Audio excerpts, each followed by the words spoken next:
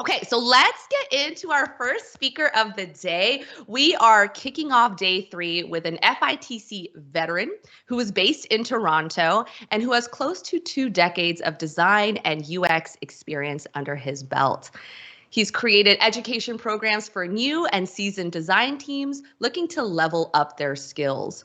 For 12 years, he led the UX and design team as the design director at Filament Creative. And for the last 3-ish years, he's been working for Shopify and is currently a senior UX manager working with global teams. Everyone welcome Matt Hryhorsky. Yay, welcome. Yeah, thank you. Thank you. Great to be here. Really, really appreciate it. Awesome. Well, I'm excited to be here. And it's funny when we talk about life mission, my original life mission was to be a musician. That was my life mission. And that's, kind of how I, how I started and then evolved into UX. So hello, officially, my name is Matt Hryhorsky. I'm really glad to be back at FITC. It's been an awesome event for me and I'm excited to, to have it back in my life. My name is pronounced Hryhorsky. I always put it up here because it's a tough one. And you can find me anywhere on socials at Matt_HY.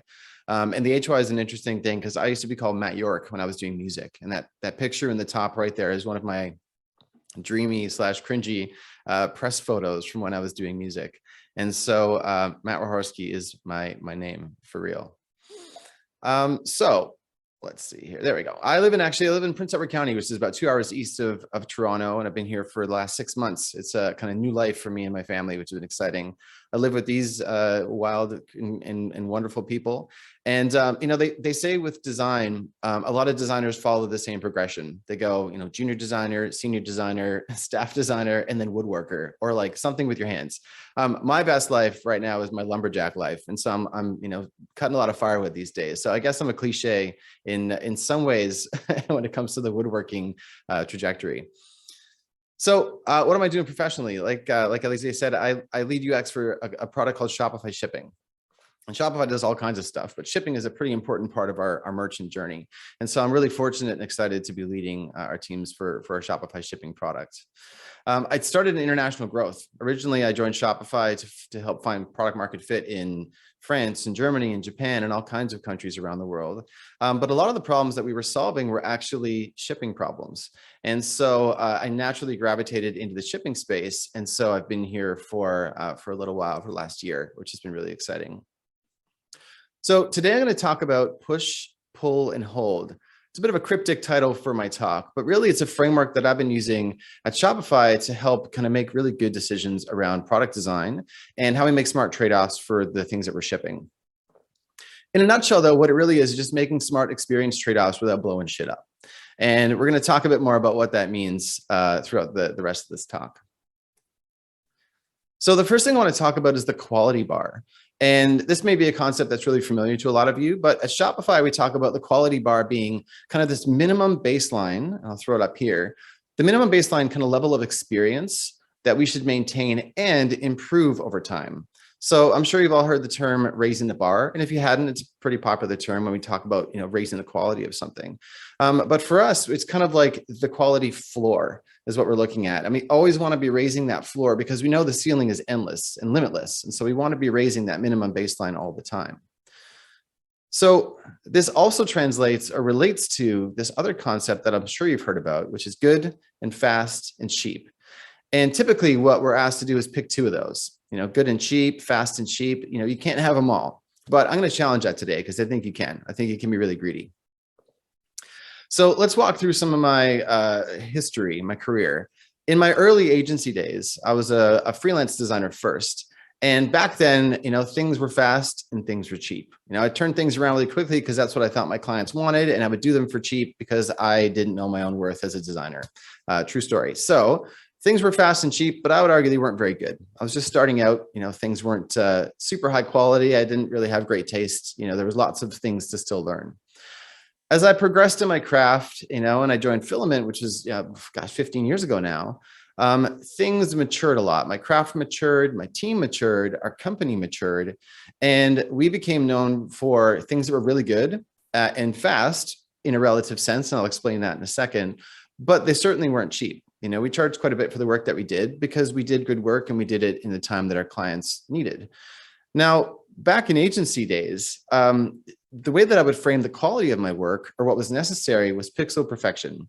If we were going to hand off something to our engineering team or to a client, it had to be perfect. And so I really only had one mode, which was do it really, really, really, really well and do it in the time frame that we need to have it done. And I operated like that for years, and it worked quite well. But once I moved to Shopify, everything changed. You know, all of the things that I believed to be true about good and fast and cheap were actually kind of thrown on its head for me anyways.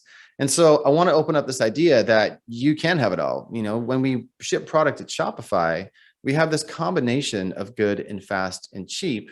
And those are kind of intentional trade-offs that we're making along the way, depending on the size of a project, the size of an audience, the maturity of a project or the team. There's all kinds of ways that we look at this. And I'm going to walk you through a lot more specifics about how we do that. To give you a bit more context about how I think about good and fast and cheap, in some cases, good means world-class, high quality. You know, Shopify was built on really great user experience, and we find that it's very important to us. You know, we hold it dear in our hearts.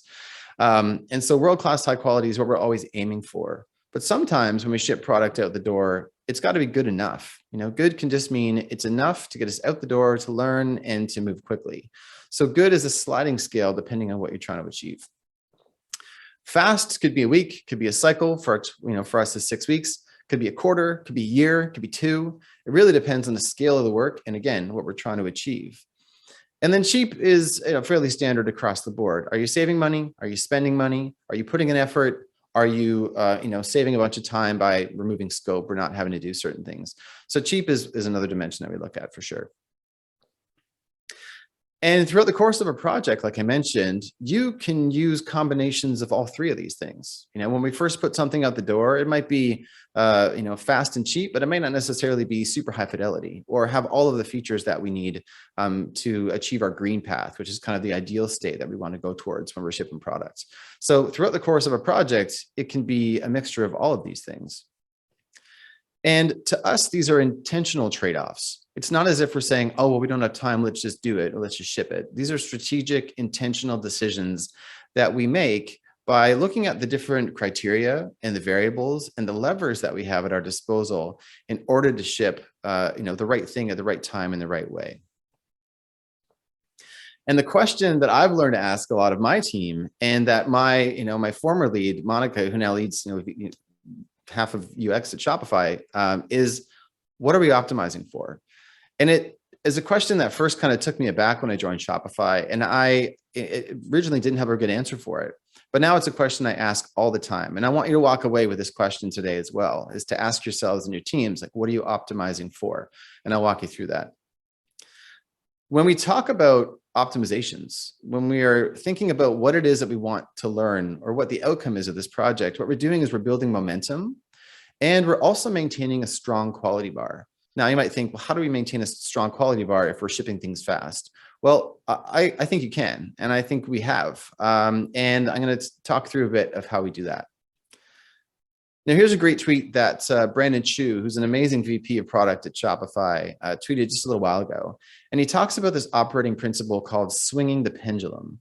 And it's one of my favorite operating principles at Shopify as well, because it really talks about how we may have diametrically opposed kind of directions for our teams and for the way that we work. But ultimately, there is a quality bar that we maintain. And so he says it's a metaphor that we use to communicate when we need teams to start optimizing for the other end of the spectrum. And so here's the graph that he shared. In this case, he's got too much of X or too little of X. Let's call that quality. In some cases, we want super high quality work to ship the first time, first impression. Maybe it's high risk. Maybe there's a big risk of churn. We want to make sure that we use design as a differentiator. In some cases, we don't necessarily need that. We want to move quickly. So, in any given quarter, let's say, it's not every day, but in any given quarter, we might say, no, we're focusing on speed. Let's really work fast to get this out the door so we can learn. And in other cases, we're saying, let's focus on quality because we want to do things right in the right way. And what that ends up creating is, according to Brandon's graph, is this average ideal middle ground. I'll call that the quality bar. I'll call that like the standard at which we deliver product to Shopify. But I'll also shift a little bit because I believe that as you continue to be adaptable and to be able to work in this way, you actually net improve the quality of your products. So you become more comfortable optimizing for the right things at the right time. And what that does is it creates a really strong muscle that the team has in order to be able to learn how to ship high quality products at every stage. So now let's talk about levers and fighters. And I named this levers and fighters because, levers and fighters is a typical thing that you'd hear, but I want to talk about levers first. So when I say levers, these are the variables that we can use to optimize for the right outcomes. And I'll explain what those are in just a second. And I also added fighters because in a lot of cases, these levers have a natural and healthy tension between them. Like I mentioned before, we have, speed and quality. We might have quality and cost. There's lots of things that may be diametrically opposed, but you have to find the right balance in order to, ship the thing that you're looking to ship for the right outcome. And these levers, going back to the title of the talk, can be pushed, they can be pulled in order to find that right balance between good and fast and cheap that I spoke about earlier. And so this concept of push and pull is interesting because on the push side, we have this idea of pushing for quality, pushing for something or advocating for it. We also have this notion of pushing something that is big. There's effort to push that. There's high scope, high quality, high scale. And for us, this means shipping something really boldly that's been done in a really high quality way. Pull, on the other hand, it means a few different things in this context. You're kind of pulling scope away. You might be reducing the feature set that'll help you get out the door faster. You're pulling that feature forward to get it out. So you're stripping away the things that aren't necessary in a V1 or a 0.1, and you're pulling that feature forward. And along the way, you're making intentional trade-offs about polish, about scale, about all the different things that you have as levers. And so let's go through what some of those levers are, at least in my world. And I'm sure there's lots more on this list that you worked with in your companies, but these are the ones that I wanted to highlight today. Feature scope. This one comes up all the time, of course. And we don't want to be cutting scope because we ran out of time. And we don't want to be cutting scope because, we decided things weren't important. We want to cut scope intentionally. So sometimes scope gets cut or we, move it to a backlog or it becomes a V2. Scope is a lever that we certainly use all the time, and I'm sure you do too. Fidelity is another one. Certainly want a high level of polish and everything that goes out the door, but there's a spectrum there. There's a sliding scale. Things can be medium quality and go out and be effective, and we can learn from them, and we can polish and iterate and make better as we progress. So fidelity is another lever that we can use. Audience size.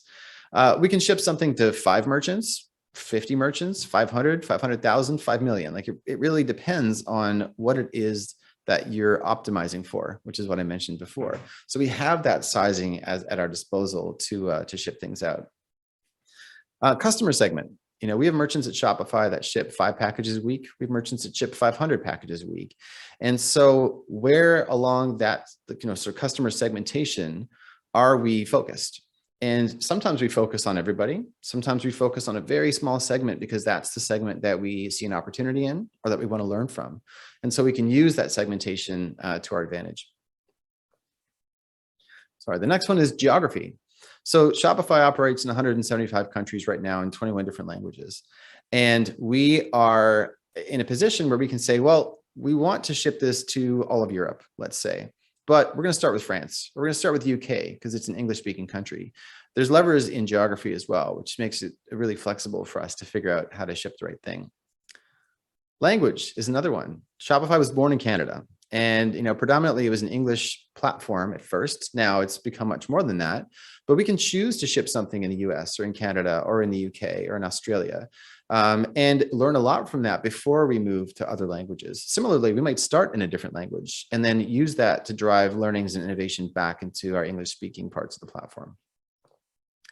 And lastly, platform, even device. We learn that a lot of merchants can do a lot on the web and have, a predominant amount of their workflow. It happens on the web, and a lot of it also happens on mobile. So we can decide kind of where we want to start first in some cases.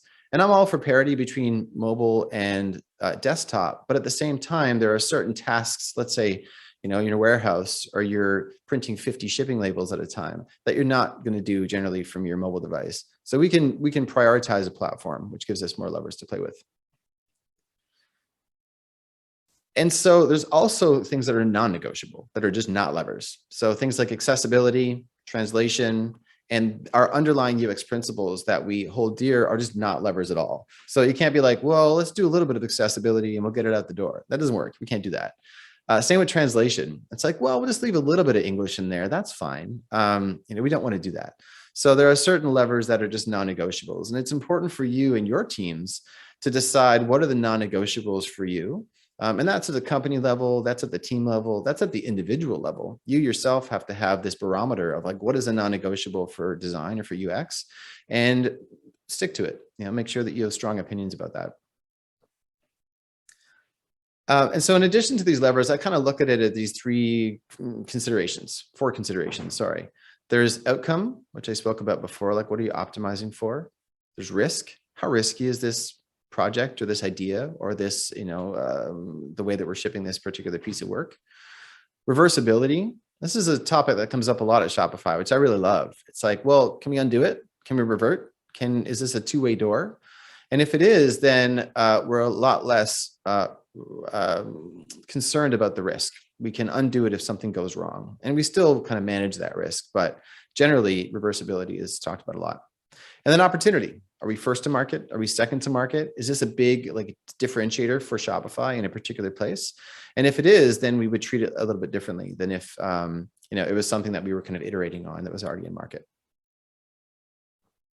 So I'm going to walk through a few high-level examples of how we would use some of these levers. Let's say we were shipping an experiment. We wanted to learn. It was a new product with a new market, new audience, and we wanted to learn something quickly. So the outcome here would be learning.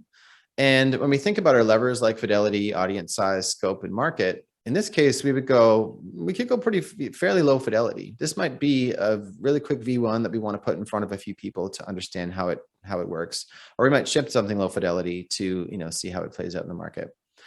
This would be a small audience, tight scope, one market. All of that means that we don't have to spend a lot of time necessarily to get it out the door, and we can learn really quickly. So that would be the kind of mix of levers for an experiment. For something like checkout, which I'm sure you can understand for Shopify is a pretty sacred space, it's high risk. We don't want to mess with checkout because that is where a lot of our merchants are getting their revenue through into their shops. So checkout is pretty sacred. So we would do high fidelity. We do large audience, tight scope, one market. Large audience is because checkout affects all of our merchants. And we can segment that in certain ways, but when it comes to checkout, we want to make sure that it would work for most of our audiences when we're building product. So that's what a checkout project might look like. This one I'll call the strong opinion. And we talk about strong opinions a lot, and I mentioned it before. But this is something that we know is a proven need. We have research to validate it. We have strong opinions on how it should be built. And in this case, reversibility is high. So we can undo it if something goes wrong. This is like all systems go, ship boldly. I put medium fidelity here because I don't think we need to go to market with every little piece and every little, T crossed and I dotted necessarily. We can iterate and we can do fast follows, but we would go medium to high fidelity in this case.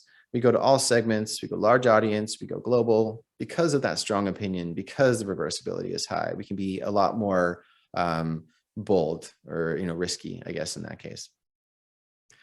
And I'll call this one the foothold. So we're trying to enter a new market, let's say, with a new product. And so the opportunity here would be high. And this would be a high fidelity opportunity. Again, if Shopify isn't yet in that market, or we are, but we're just starting to gain some foothold, we want to make sure that we make a really, really good first impression. So high fidelity, medium scope, we don't have to have all the features. We just have to have the right mix of features that's going to give us the competitive advantage that we need in that market. Medium audience, again, we don't need to ship to every merchant or every eligible merchant in that location. What we need to do is find the right mix and find the right segment. And then in this case, it would be one market, and that market could be Europe, or that market could be North America. But for something like this, we typically narrow in on a particular market. I love this tweet from Nicola Rushton, who was gracious enough to let me put it in my presentation. But she put together this idea of this design continuum. And so I talked about the quality bar, I talked about Brandon's example, but the design continuum here is really like, on the one end, things are passable. It's like ship fast to test it. We're not concerned with like an extensive front end. We can get it out the door. Whereas on the opposite side of that continuum, design is a differentiator. You know, user friendliness, UX, visual polish, those are key differentiating factors, and it would be worth investing time and money and, you know, people power into. And so I love this idea of the continuum. So what it comes down to for me, and I talk to my team about this a lot, is like, what are we prioritizing? And whatever we prioritize, and that's generally up to them, let's do it really well. So what is that smallest nugget of impact that you can have on our merchants or on your audience? And then let's build it up from there. We don't have to do everything at once. I would much prefer that we do something small and do it well than do everything and do it kind of mediocre. All right, so we talked about levers. We talked about pushing them. For those of you who don't get this reference, this is Salt and Pepper, which is a really awesome 90s group. They have a song called, now I'm blanking on the song. It's about pushing, great song. For pulling, this is a guy named Alan Stone. He's got a great song. It's all about pushing and pulling. So if you don't know Alan Stone, you should check him out, good artist. So we learned how to push them, we learned how to pull them, but I haven't yet talked about holding them. This is our good friend, Kenny Rogers, who has given us a look like no other. And he's asking about, well, what about the hold? Well, Kenny, I'm about to tell you in just a second. Here's the hold. So what does hold mean? So we have push, we have pull, we have hold. Hold is essentially doing nothing. It's intentionally deciding to design nothing and then make sure that nothing explodes. And I'll get into an example of what this looks like in just a moment, but there really is a principle where you don't always have to design something. You don't always have to do these elaborate designs or experiences if there's an existing pattern that can work and that we can put into market to test. And I'll talk about a project we did that for in just a second. All right, so the real world. Let's get into some actual examples from work that we've done at Shopify. The first one I'll talk about is a feature we shipped recently called bulk fulfillment presets.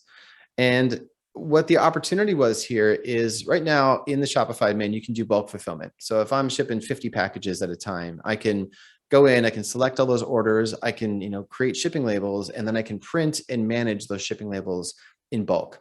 Saves a bunch of time for merchants that are doing high volume shipping.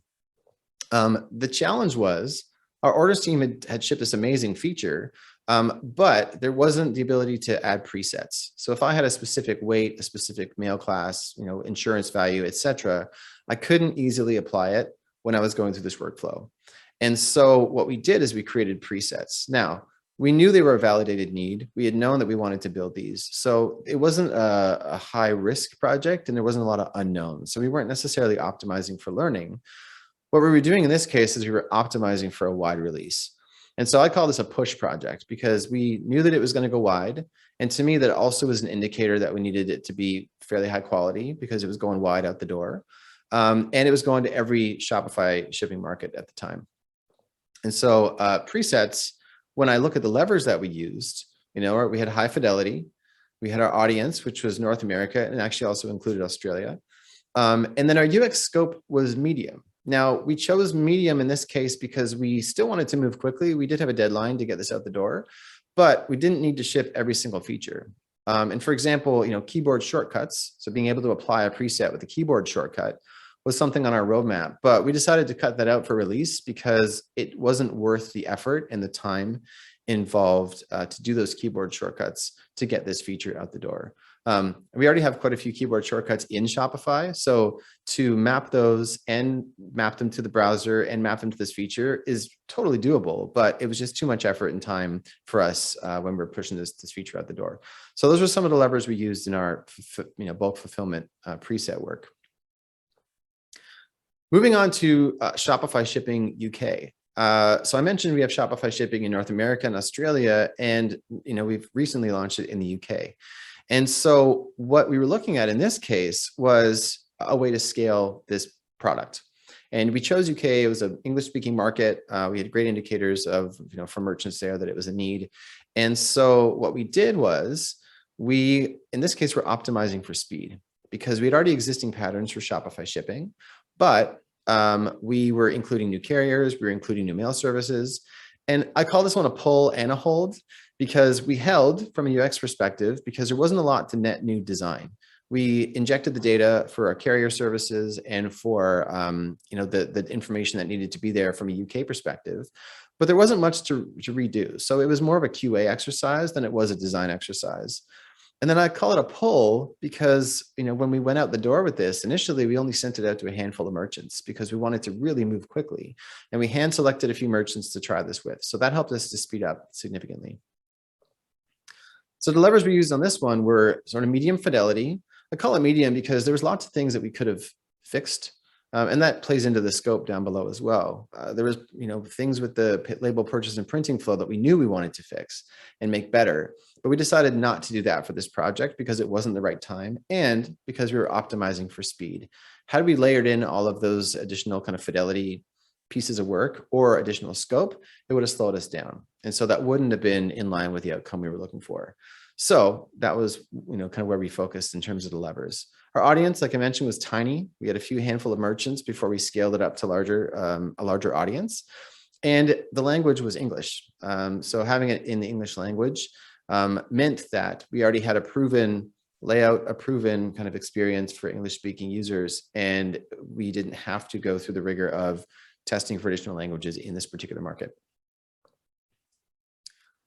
And the third project I want to talk about is pickup points. So this one, again, was recently launched. And what it was is in Europe, pickup points are a pretty popular way to pick up packages. Rather than having them shipped to your house, you ship them to a central pickup point, maybe a bakery, maybe a convenience store, but you can go and grab your package when it arrives.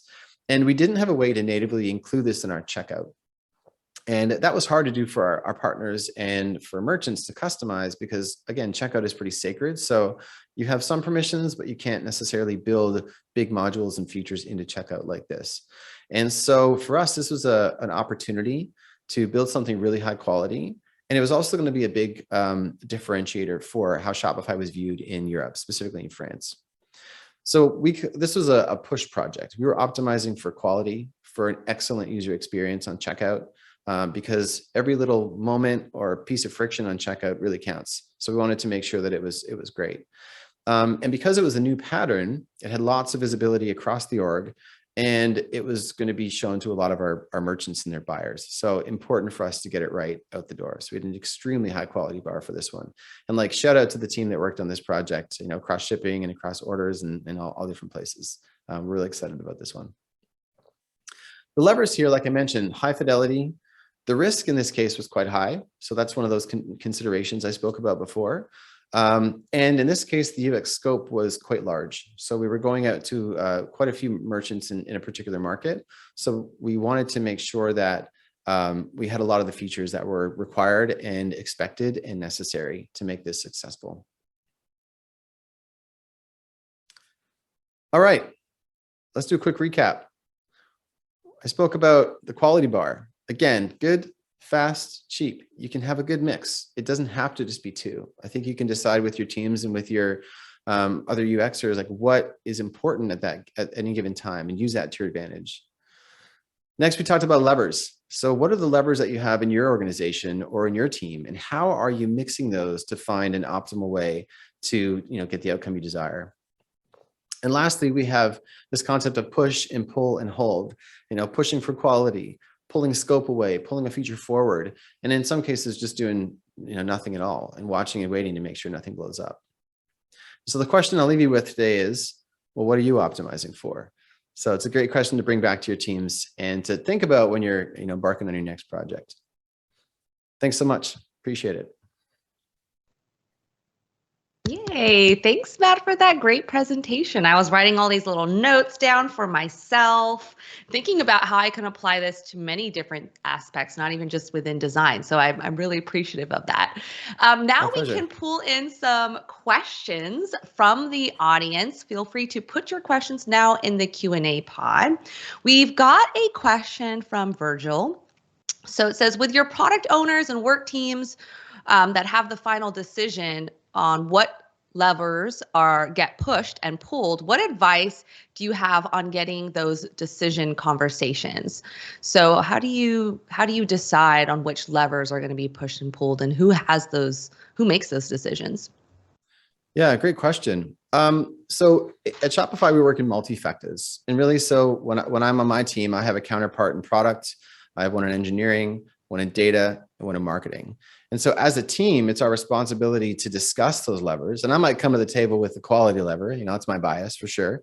Whereas a product might come to the table with a speed lever, and they'll say, well, we want to get this out fast. Here's our time frame.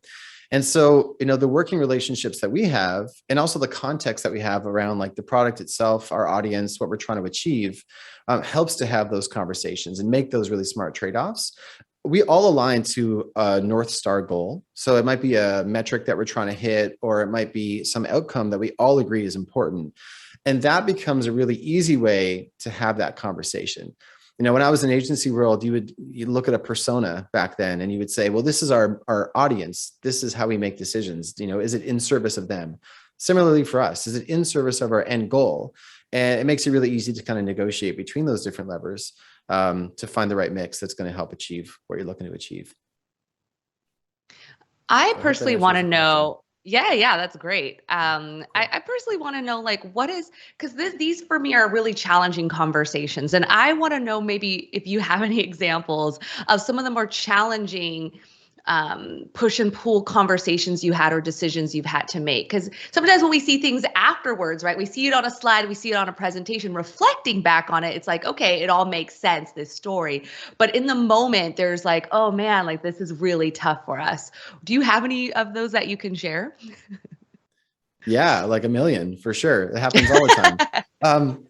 I actually just had a conversation the other day, and I won't get into like specifics, but there was an experience that we were designing for our merchants, and it was going to speed up their ability to file a claim. So if you have a package that's damaged, or you need to file for an insurance claim, and there was a discussion with engineering, who, again, like we get along really well. We have great relationships between our different disciplines at Shopify. But the discussion was really good because I was pushing for a very customized experience depending on which carrier you were filing a claim for. What that did, though, is it created a lot of engineering overhead, and it also created a lot of management as we added new carriers to to the Shopify ecosystem. And so the ask of me was, well, can we just make a generic form? And to me, it was like, well, if we make a generic form, then every merchant that is going to be doing this action may be inputting information they don't actually have to input. So where's the middle ground? And, for again, me, I was coming at it from a quality experience perspective, whereas, our engineers are coming at it from an overhead perspective in terms of scalability and ongoing maintenance. And I get that. Like, I totally understand that those trade-offs need to be made. So we came to a good middle ground, which was, I didn't think that there was enough additional work for a merchant to do to create this generic form. And what it did is that it was still a much better experience than what we have currently. And it was still a much better way for our support teams to get what they needed to help those merchants way faster. So either way, like the net improvement was significant. I was really pushing for that last, let's say 10 or 15% of quality experience, but the negotiation was reasonable there. And so I think we came to a good solution. And we can still iterate on that experience as we release other versions of this particular feature. Yeah. Okay, great. I love that because I'm always so interested in how, to me, my main passion and interest is communication, and how do we communicate with each other, and how do we make compromises and make ourselves feel heard, but also make the other people feel heard as well, the other parties feel heard. And it sounds like, as a UX manager, is that something that you think is like a strong skill set of yours? And what are things that you think of or principles you have when you're having these conversations that can be challenging to make sure you are heard and that other person is, or the other teams are heard as well? Do you have a framework, or does it come naturally for you, or how does that work? It's funny, like for me, I always want to understand where everyone else is coming from. And so I usually come at those conversations with like, well, what matters to you? What is important to you? And so for engineering specifically, if it's scalability, if it's speed, if it's like, we want to make sure that we have the right people in the right places to do the right work, that's important for me to understand. Similarly, if I'm speaking to, Lauren, my product counterpart, it's like, what's important to Lauren? What does he care about? What's his boss asking him for? And how does that contribute to the goal that we're trying to achieve. And so I kind of come to the conversation by doing some homework. And I don't just show up and argue my case. What I do is I look at the context of the situation, and then I decide, where am I going to push, right? If I firmly believe that something needs to be higher quality, or we need to design something new, or we can make trade-offs, I'll push for those. And I think you have to have a certain level of like confidence. And I know you spoke about confidence the other day, about confidence in the way that you speak about it, but that comes from having information. And I think, you can be really confident when you know the product really well and you know the trade-offs that you're making. I find that, at least in my early days, I used to push for things passionately without having a lot of confidence or context. And that caused me to, I guess, come at it from a way that wasn't constructive. So I think information is powerful. And I think empathy, which is kind of cliche to say as a designer, but empathy of like what everyone else needs is important too in those conversations. Yeah, I love that. I mean, I don't know if I guess empathy is cliche, but I think we could all use a little bit more of it each and every day, That's right? true. In all Yeah, types of context. sure. I had another last question here, which was, when you're talking about pushing things out, smaller audiences, larger audiences, do you do any sort of internal testing beforehand, before you're doing any pushing any features or anything out internally, to feel quite confident even before you ship out to a small segment or a small audience? We do. I mean, sometimes we'll just test it with like merchants, with external merchants, and we'll do some usability testing with them.